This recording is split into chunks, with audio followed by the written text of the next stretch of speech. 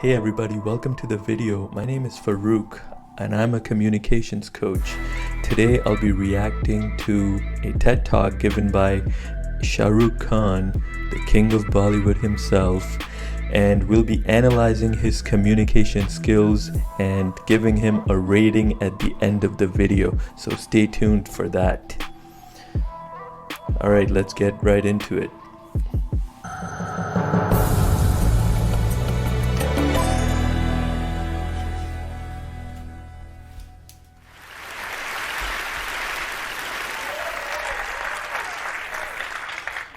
Namaskar. I'm a movie star. I'm 51 years of age. And I don't use Botox as yet. So I'm clean, but I do behave like you saw, like a 21-year-old in my movies. Yeah, I do that. I sell dreams and I peddle love to millions of people back home in India who assume that I'm the best lover in the world. If you don't tell anyone, I'm going to tell you I'm not, but I never let that assumption go away. I've also been made to understand there are lots of you here who haven't seen my work, and I feel really sad for you.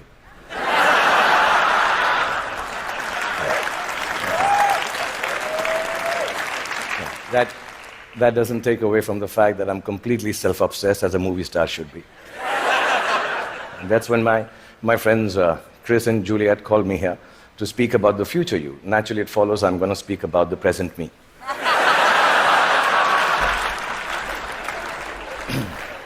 Because I truly believe that humanity is a lot like me. It is. It's an aging movie star, grappling with all the newness around itself, wondering whether it got it right in the first place, and still trying to find a way to keep on shining regardless. I was born in a refugee colony in the capital city of India, New Delhi.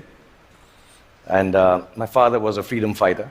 My mother was, well, just a fighter like mothers are. And much like the original Homo sapiens, we struggled to survive. When I was in my early 20s, I lost both my parents, which I must admit seems a bit careless of me now.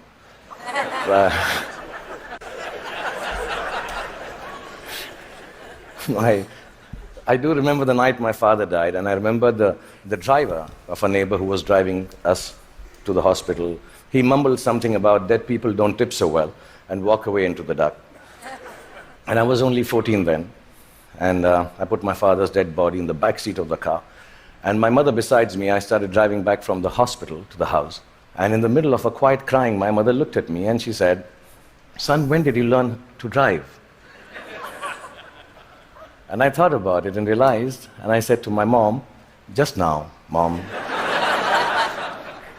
So from that night onwards, much akin to humanity in its adolescence, I learned the crude tools of survival. And the framework of life was very, very simple then, to be honest. I thought, you just ate what you got and did whatever you were told to do. I thought celiac was a vegetable, and vegan, of course, was Mr. Spock's lost comrade in Star Trek. You married the first girl that you dated, and you were a techie if you could fix the carburetor in your car. I really thought that gay was a sophisticated English word for happy. And lesbian, of course, was the capital of Portugal, as you all know. That was it. So we relied on systems created through the toil and sacrifice of generations before to protect us. And we felt that governments actually worked for our betterment. Science was simple and logical. Apple was still then just a fruit, owned by Eve first and then Newton, not by Steve Jobs. Till then, it was. And Eureka is what you screamed when you wanted to run naked on the streets. You went wherever life took you for work, and people were mostly welcoming of you. Migration was a term then still reserved for Siberian cranes, not human beings. Most importantly, you were who you were, and you said what you thought. Then in my late 20s, I shifted to the sprawling metropolis of Mumbai, and my framework, like the newly industrialized aspirational humanity, began to alter. In the urban rush for a new, more embellished survival, things started to look a little different. I met people who had descended from all over the world, Faces, races, genders, moneylenders. Definitions became more and more fluid. Work began to define you at that time in an overwhelmingly equalizing manner. And all the systems started to feel less reliable to me, almost too thick to hold on to the diversity of mankind and the human need to progress and grow. Ideas were flowing with more freedom and speed, and I experienced the miracle of human innovation and cooperation, and my own creativity, when supported by the resourcefulness of this collective endeavor, catapulted me into superstardom. I started to feel that I had arrived. And generally, by the time I was 40, I was really, really flying. I was all over the place. I'd done 50 films by then, and 200 songs, and I'd been knighted by the Malaysians. I'd been given the highest civil honor by the French government, the title of which, for the life of me, I can't pronounce even till now. So I'm sorry, France, and thank you, France, for doing that. But much bigger than that, I got to meet Angelina Jolie, yeah. For 2.5 seconds. And I'm sure she also remembers that encounter somewhere. Okay, maybe not. And I sat next to Hannah Montana on a round dinner table with her back towards me most of the time. Like I said, I was flying from Miley to Jolie. And humanity was soaring with me. We were both pretty much flying off the handle, actually. And then you all know what happened. The internet happened. I was in my late 40s, and I started tweeting like a canary in a birdcage. And assuming that, people who will peer into my world will admire it for the miracle I believed it to be. But something else awaited me and humanity. We had expected an expansion of ideas and dreams with the enhanced connectivity of the world. We had not bargained for the village-like enclosure of thought, of judgment, of definition that flowed from the same place that freedom and revolution was taking place in. Everything I said took a new meaning. Everything I did, good, bad, ugly, was there for the world to comment upon and judge. As a matter of fact, everything I didn't say or do also met with the same fate. 4 years ago, my lovely wife, Gauri, and me decided to have a third child. It was claimed on the net that he was the love child of a first child who was 15 years old. Apparently, he had sown his wild oats with a girl while driving her car in Romania. And yeah, there was a fake video to go with it. And we were so disturbed as a family. My son, who's 19 now, even now when you say hello to him, he just turns around and says, "But bro, I didn't even have a European driving license." Yeah, I mean, in this new world, slowly reality became virtual and virtual became real. And I started to feel that I could not be who I wanted to be or say what I actually thought. And humanity at this time completely identified with me. I think both of us were going through our midlife crisis. And humanity, like me, was becoming an overexposed prima donna. I started to sell everything from hair oil to diesel generators. Humanity was buying everything from crude oil to nuclear reactors.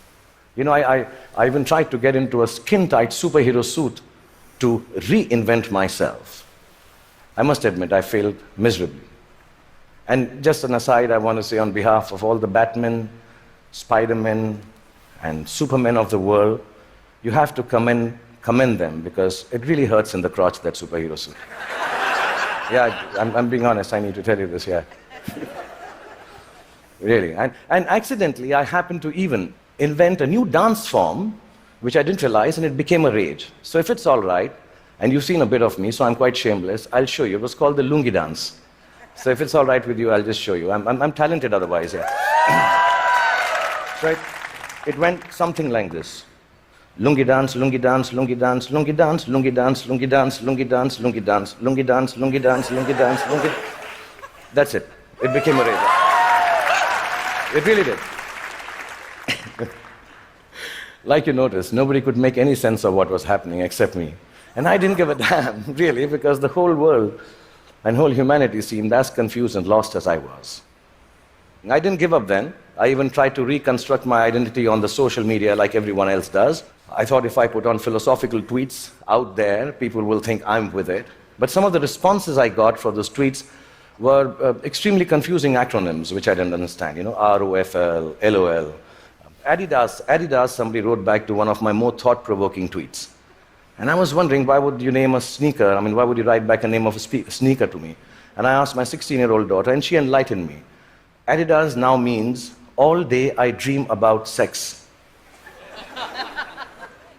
This is really, I don't know if you know that. And so I wrote back, WTF in bold to Mr. Adidas, thanking secretly that some acronyms and things won't change at all. WTF.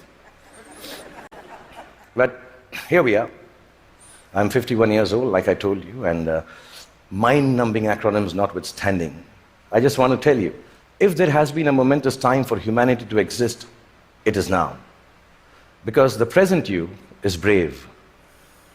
The present you is hopeful. The present you is innovative and resourceful. And of course, the present you is annoyingly indefinable. And in this spellbinding, imperfect moment of existence, feeling a little brave just before I came here, I decided to take a good, hard look at my face. And I realized that I'm beginning to look more and more like the wax statue of me at Madame Tussauds. Yeah, and in that moment of realization, I asked the most central and pertinent question to humanity and me. Do I need to fix my face? Really, I'm an actor, like I told you, a modern expression of human creativity. The land I come from is the source of inexplicable but very simple spirituality. In its immense generosity, India decided somehow that I, the Muslim son of a broke freedom fighter who accidentally ventured into the business of selling dreams, should become its king of romance, the Badshah of Bollywood, the greatest lover the country has ever seen. With this face. Yeah, which has alternately been described as ugly, unconventional, and strangely, not chocolatey enough. Yeah. The people of this ancient land embraced me in their limitless love. And I've learned from these people that neither power nor poverty can make your life more magical or less torturous. I've learned from the people of my country that the dignity of a life, a human being, a culture, a religion, a country, actually resides in its ability for grace and compassion. I've learned that whatever moves you, whatever urges you to create, to build, whatever keeps you from failing, whatever helps you survive, is perhaps the oldest and the simplest emotion known to mankind. And that is love. A mystic poet from my land famously wrote, Pothi padi padi jug bhaya, pandit bhaya na koi. Pothi padi padi jug bhaya, bhaya na pandit koi. Dhai aakhar prem ke, pade so pandit hoy. Which loosely translates into that whatever, yeah, if you know Hindi, please clap. Yeah, it's very difficult to remember. Which loosely translates into actually saying that all the books of knowledge that you might read and then go ahead and impart your knowledge through innovation, through creativity, through technology. But mankind will never be the wiser about its future unless it is coupled with a sense of love and compassion for their fellow beings. The 2.5 alphabets which form the word prem, which means love, if you're able to understand that and practice it, that itself is enough to enlighten mankind. So I truly believe the future you has to be a you that loves. Otherwise, it will cease to flourish. It will perish in its own self-absorption. So you may use your power to build walls and keep people outside. Or you may use it to break barriers and welcome them in. You may use your faith to make people afraid and terrify them into submission. Or you can use it to give courage to people so they rise to the greatest heights of enlightenment. You can use your energy to build nuclear bombs and spread the darkness of destruction, or you can use it to spread the joy of light to millions. You may filthy up your oceans callously and cut down all the forests. You can destroy their ecology, or tend to them with love and regenerate life from their waters and trees. You may land on Mars and build armed citadels, or you may look for life forms and species to learn from and respect. And you can use all the monies that we all have earned to wage futile wars and give guns in the hands of little children to kill each other with. Or you can use it to make more food to fill their stomachs with. My country has taught me the capacity for a human being to love is akin to godliness. It shines forth in a world, which civilization, I think, already has tampered too much with. In the last few days, the talks here, the wonderful people coming and showing their talent, talking about individual achievements, the innovation, the technology, the sciences, the knowledge we are gaining by being here in the presence of TED Talks and all of you, are reasons enough for us to celebrate the future us. But within that celebration, the quest to cultivate our capacity for love and compassion has to assert itself just as equally. So I believe the future you is an infinite you. It's called a chakra in India, like a circle. It ends where it begins from to complete itself. A you that perceives time and space differently, understands both your unimaginable and fantastic importance and your complete unimportance in the larger context of the universe. A you that returns back to the original innocence of humanity, which loves from the purity of heart, which sees from the eyes of truth, which dreams with the untampered, which dreams from the clarity of an untampered mind. The future you has to be like an aging movie star who has been made to believe that there is a possibility of a world which is completely, wholly, self-obsessively in love with itself. A world, really, it has to be a you to create a world which is its own best lover. That, I believe, ladies and gentlemen, should be the future you. Thank you very much. Thank you.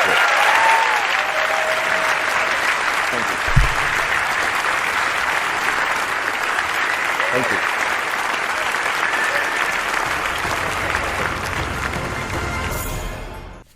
All right, and now it's time for the evaluation. So, to begin, the thing that stood out the most to me was his use of humor. I thought he used humor very effectively from the beginning of the talk till the end.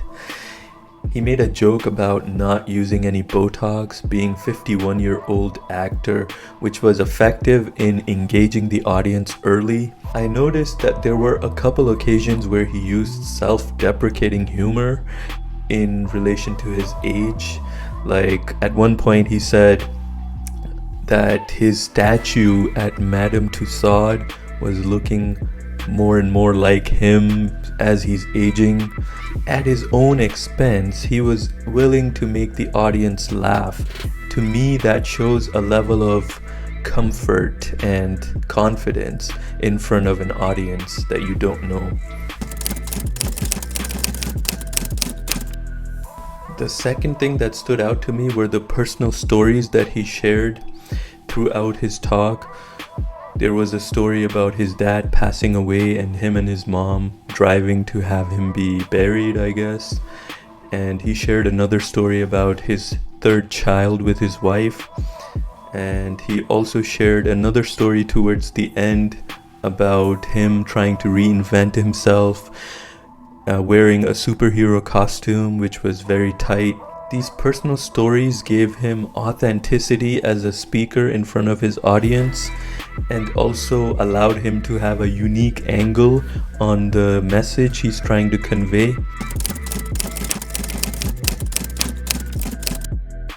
Although these stories were relevant and good, I felt that he could have done a slightly better job of picking out the most relevant stories and just focusing on them, as opposed to having multiple quick short stories. That's just the way I work, that's just my style.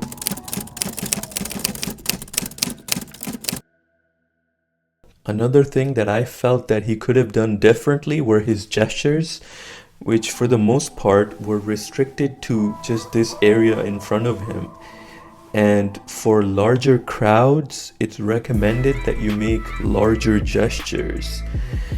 To be fair to him, he did make large gestures at some points in his talk, but I would have liked to see him do that more frequently. What I really loved was his eye contact. He was not just staring at one part of the room, he was scanning the room constantly and was making eye contact with everyone in the audience, not just one side of the room.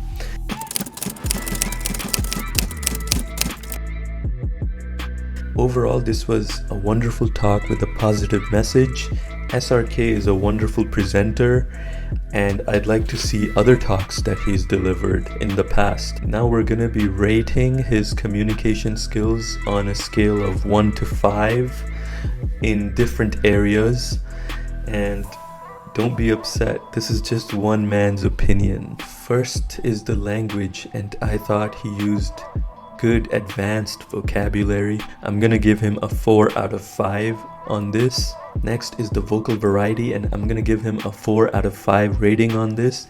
He made an effective use of the pause, and the pacing was pretty good. His eye contact was excellent, 5 out of 5. Gestures are gonna be 4 out of 5. And lastly, his comfort level was 5 out of 5. Excellent, very confident. Overall, I'm gonna give him a 4.1 out of 5. Let me know what you guys think. Comment down below if you agree. Smash that like button and subscribe to the channel if you're interested in this type of content, and give your recommendations as to who I should analyze next. Thank you very much for watching, and see you next time.